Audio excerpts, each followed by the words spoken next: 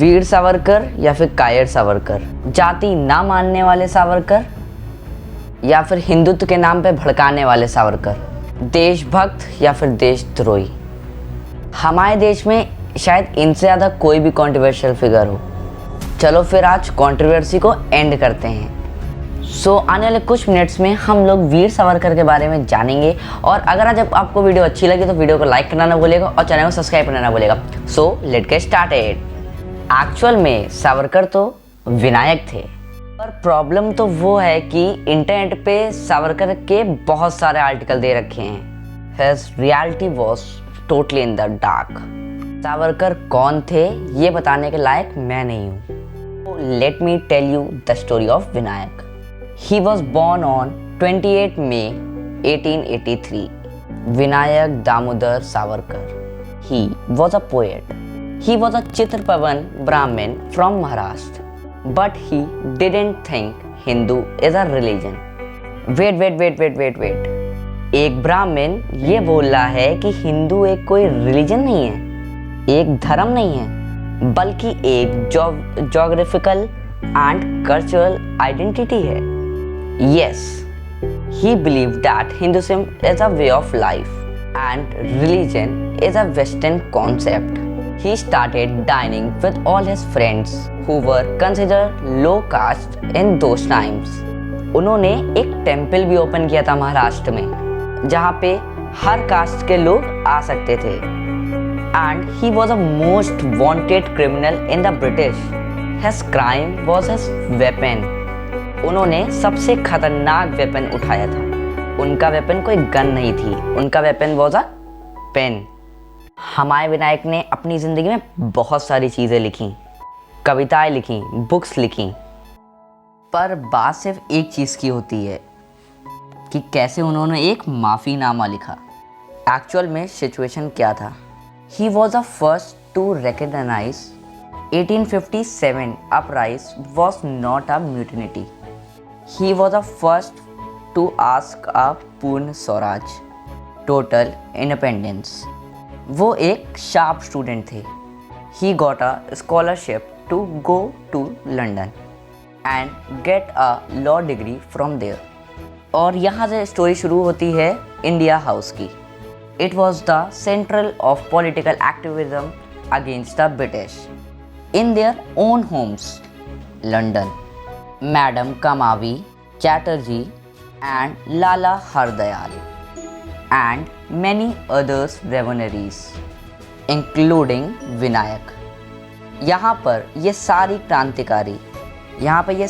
क्रांतिकारी Italian Irish क्रांतिकारों से inspiration लेते थे, उनको स्टडी करते थे and they learn from them. The British were always scared of 1857 uprising because they knew if the armed forces revolted again, the British won't be able to win. Vinayak को लगता था कि ब्रिटिश पब्लिक से facts छुपाने की कोशिश कर रही है। He wrote the book और उस बुक का नाम था The Indian War of Independence 1857। ये बुक आगे जाके एक हर क्रांतिकारी के लिए एक गाइड बुक बनी, including Bhagat Singh, Chandrashekhar Azad and Subhash Chandra Bose and many more. He was supplying guns to Indian revolutionaries and when Madanlal Dhingra shot Curzon Wyllie, then Vinayak was arrested. This is the same person, ये वो पर्सन था जिसको ब्रिटिश सरकार ने सबसे ब्रूटल पनिशमेंट दी थी अपने पूरे इतिहास में। 2 life sentences of 25 years back to back in Andaman Cellular Jail. Life in the cellular jail was a living hell. His term started with 6 months of solitary confinement.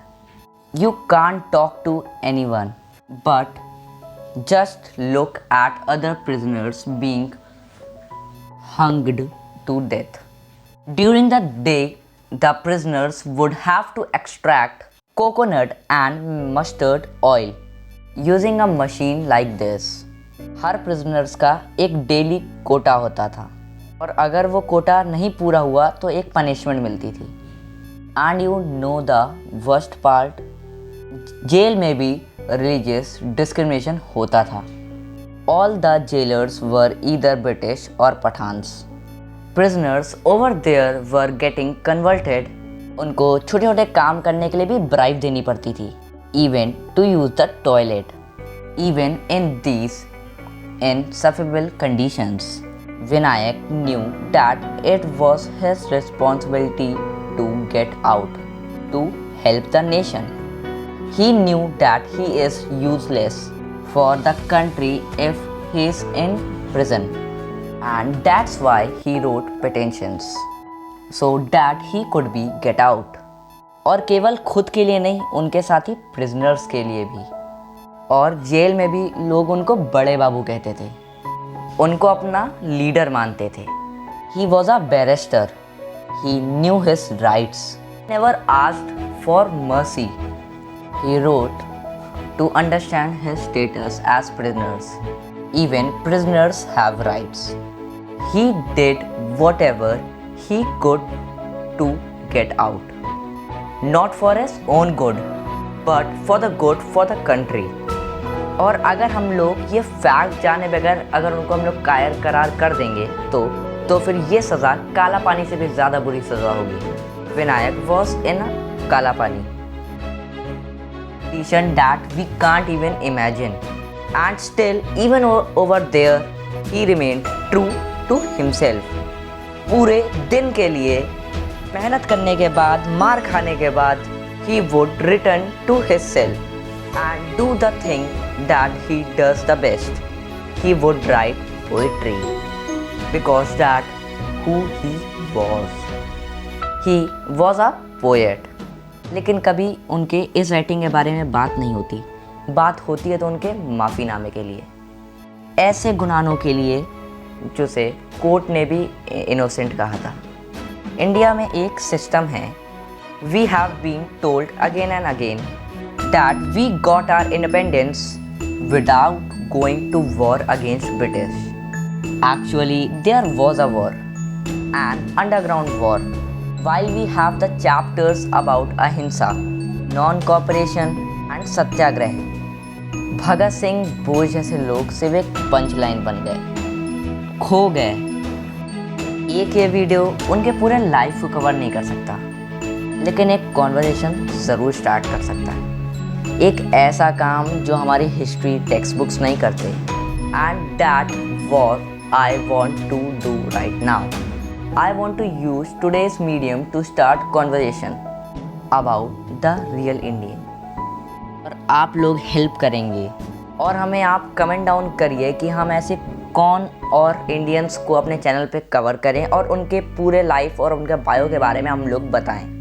लेकिन आज भी हम इंडियंस उनकी सच्चाई को देख नहीं पाए। जैसे कोई एक पोएट्री को समझने के लिए थोड़ी सी मैच्योरिटी लगती है, वैसे ही उनको भी थोड़ा समझने के लिए मैच्योरिटी लगती है। Because after all he was a poet and his life was his greatest poem. अगर आज आपको वीर सावरकर की स्टोरी अच्छी लगी हो तो इस वीडियो को लाइक करना ना भूलिएगा और चैनल को सब्सक्राइब करना ना भूलिएगा और अपने फ्रेंड्स और रिलेटिव को ये वीडियो शेयर कर दीजिएगा ताकि ये स्टोरी ज़्यादा से ज़्यादा लोगों को पता चल पाए। और thank you for watching this video. Till then bye.